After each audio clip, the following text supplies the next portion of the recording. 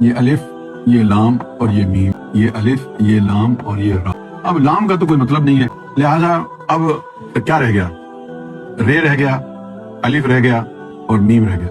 ये हो गया राम। ये है गाफ गो, ये है हा और ये है रा। ये है गो, ये है बा और ये है रा। अब हा का तो कोई मतलब बचा नहीं, क्या रह गया? गोबर।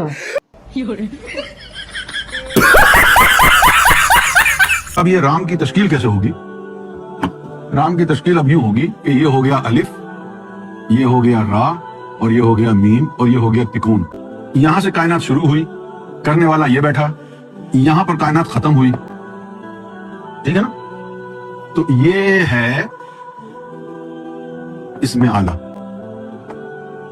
अब इस गोबर की तकसीम कैसे होगी? गा बा रा और ये हो गया दिमाग। यहां से गोबर ट्रांसफर हुआ, यहां इस दिमाग ने रिसीव किया और यहां गोबर खत्म हो गया। तो ये सारा दारोमदार जो है वो क्या है? गोबर के चारों तरफ। इसे कहेंगे इसमें हर